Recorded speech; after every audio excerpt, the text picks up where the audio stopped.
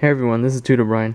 I'm continuing on with the study techniques series that I'm doing, and last I had talked about using flashcards as a study tool. Now I'm going to talk about using post-it notes over PowerPoint slides as a study tool. Now, the way this technique can be used is if you have teachers or professors that give you PowerPoint slides from their lectures or from their classes, you have them printed out, and then what I do is I print out 4 slides from the PowerPoint onto one page. That way the size is just big enough to fit a post-it note over.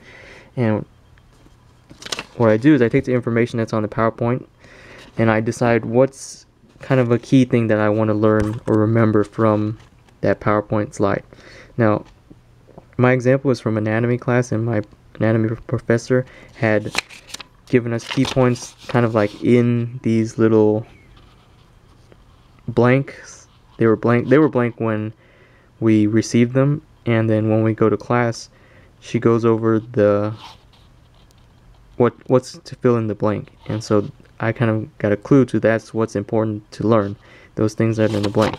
Now this PowerPoint slide is about the temporal mandibular joint, and it says on the PowerPoint the mandible is the only movable bone of the skull, the TMJ and its syndrome.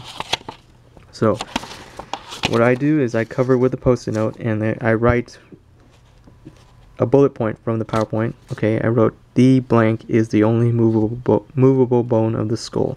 Okay, and I intentionally left it blank for a reason.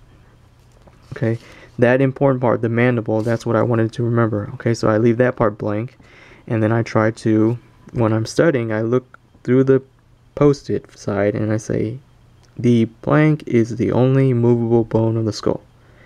And if I remember, I'll just say it. The mandible is the only movable bone of the skull.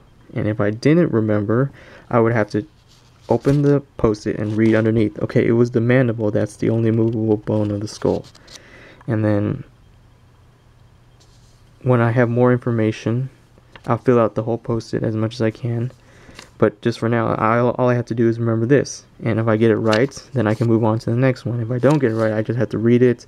Okay, the mandible is the only movable bone of the skull. And similar to flashcards, you can repeat it 3 or 4 times. The mandible is the only movable bone of the skull. And just keep doing flip, read, and then eventually you just be able to glance at the post-it and know, okay, that blank is mandible. So moving on to the next post-it note, one below. Okay, again, teacher gave us important information on the PowerPoint slide, and if there's nothing that's kind of like highlighted or starred, I kind of just pick something that I think is important that I want to remember, and I write what's on the bullet point on my post-it note, and I leave intentional blanks. So I wrote the blank is the attachment site for the skeletal muscle associated with larynx and pharynx. In parentheses, I wrote a sesamoid bone. It's kind of like a clue so I can remember what exactly is that blank. And let's say I'm reading it the first time and I don't remember at all what these 2 blanks are, so I would have to check myself. And, oh, there it is at the top, the hyoid bone. Okay, this is the hyoid bone. So I would read again the check hyoid bone. Okay, the hyoid bone is the attachment site and blah blah blah. Okay, so you can do it 2 more times, 3 more times until you remember it.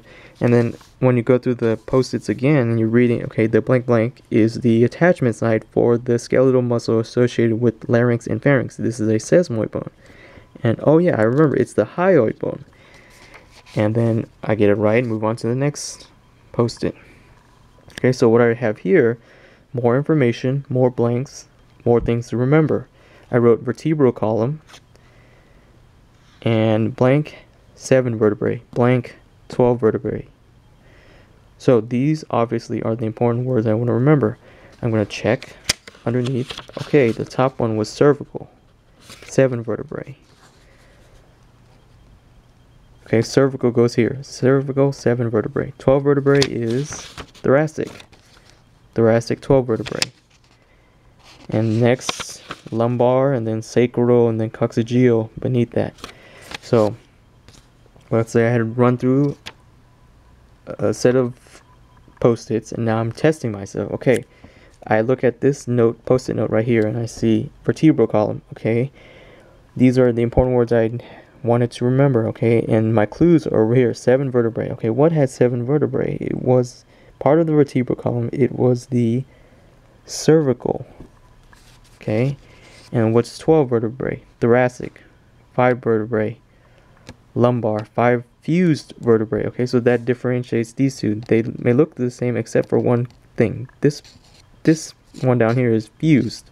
So this one was lumbar. So this one's not going to be lumbar. It's going to be the sacral. And then the last 3 to 5 fused vertebrae. Coccygeal. Yes, it's quite a task to actually assemble all these post-it notes and cover a bunch of PowerPoints.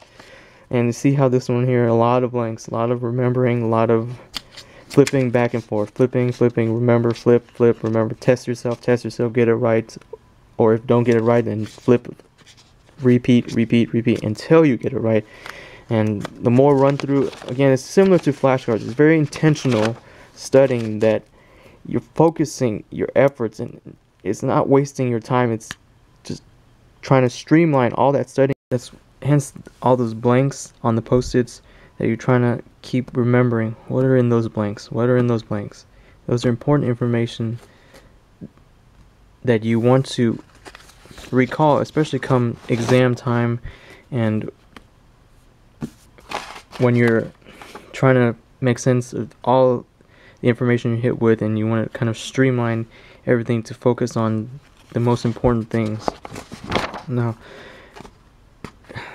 there are quite a few notes, post-it notes that I've accumulated through my courses over these PowerPoints. So like the PowerPoint is printed, and then I put the post-its on, and it can be kind of tedious to, especially longer ones like these. It can be kind of tedious to make, but what I would recommend to kind of make things more pleasant as far as doing this study technique is, for the first part, once you have the PowerPoints printed out, when you're doing the post-its and doing the writing of the information, that's basically just copying the information that's on the PowerPoint already, but leaving intentional blanks.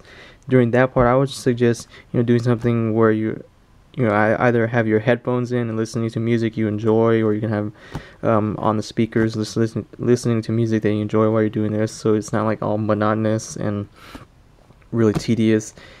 But after the post-it notes are made, okay, when all these post-it notes, they're all made with the intentional blanks, when it comes to study time, okay, that means, okay, pull out the headphones, turn off the TV, kind of isolate those distractions or other distractions, and then just kind of go through and run through each post-it note, trying to remember what goes in the blanks, and then when you forget, flip it, read it, flip it, read it, repeat, and just kind of use the repetition, use the intentional focusing of the blanks to improve your recall, improve your memory, and so you can retain more of what you learned.